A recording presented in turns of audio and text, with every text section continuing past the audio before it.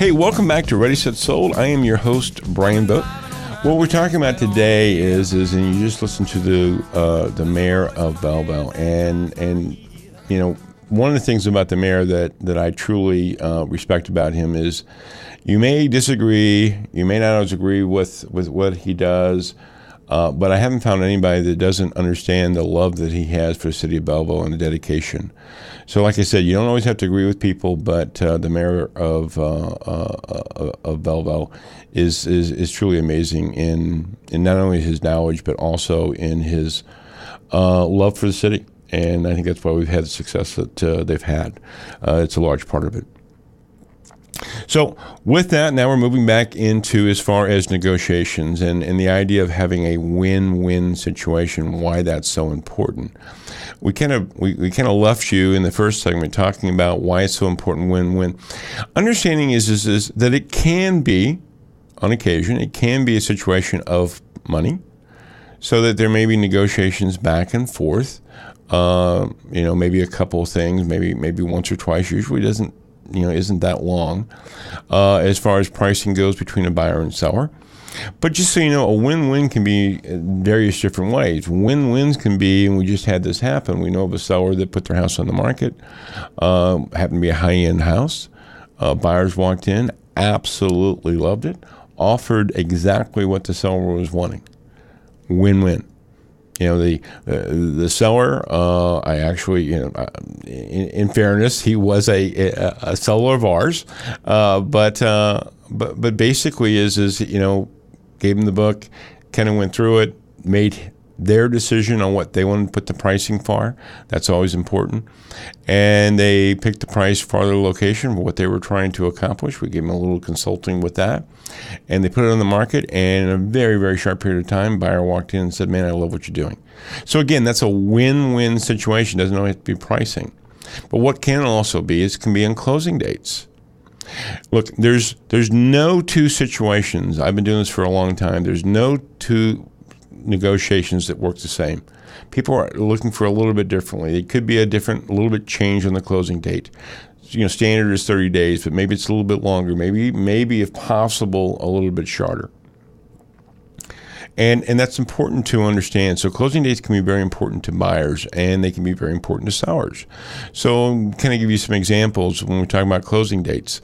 That they agreed on pricing, that was not the issue, but the seller was looking to build a house, and they actually had started the process, but they wanted to try to extend the closing out to 2 months instead of the traditional 30 days.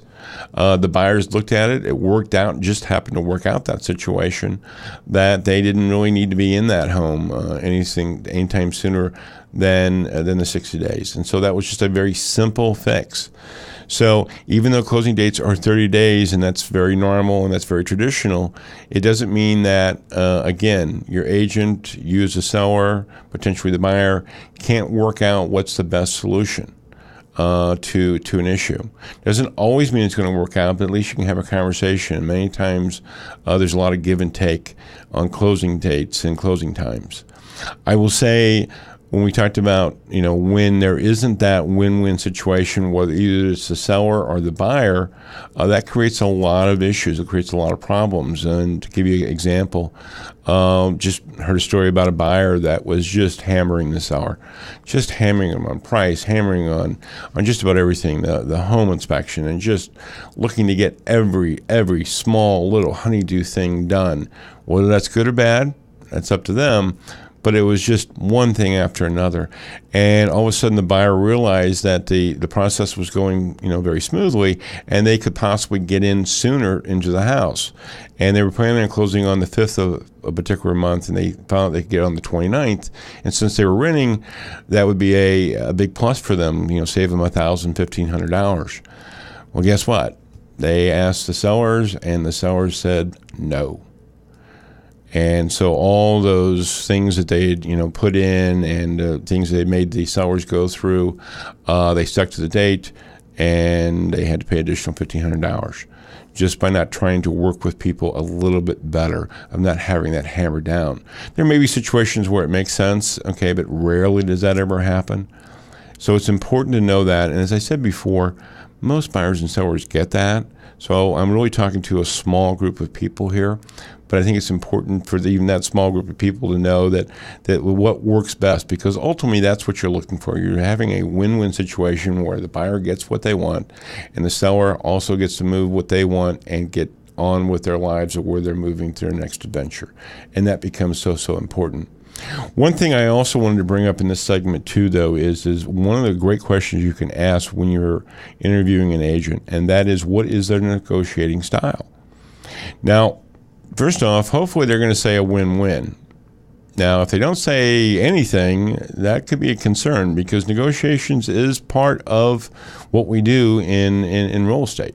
So if they don't have a strategy, they don't have a certain outcome that they're looking for, that could be a concern. That might be someone that might be weak in negotiations. That may be somebody you don't want to use.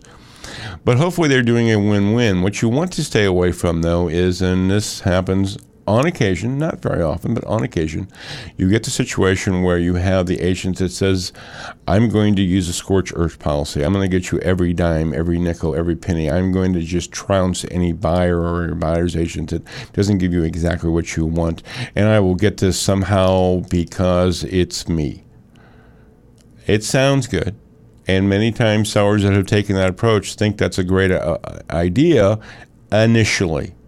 But many times those agents in the business, just a little side note, a little secret maybe to tell the listeners, those agents tend to kill more deals than they make. Just because having that scorched earth policy. Remember, this is a win-win situation. A buyer wants to buy your home.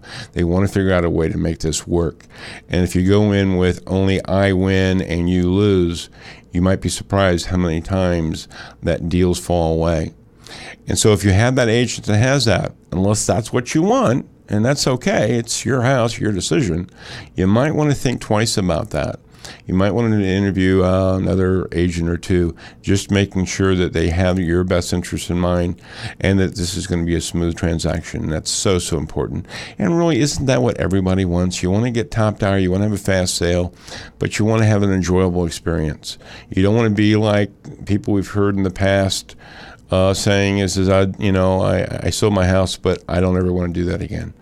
And that's not really how real estate should be. You should have that information, know what you're looking for, and knowing what you need to do. Hey, don't go away. We're going to be talking about our $5,000 tip of the week, and you do not want to miss it.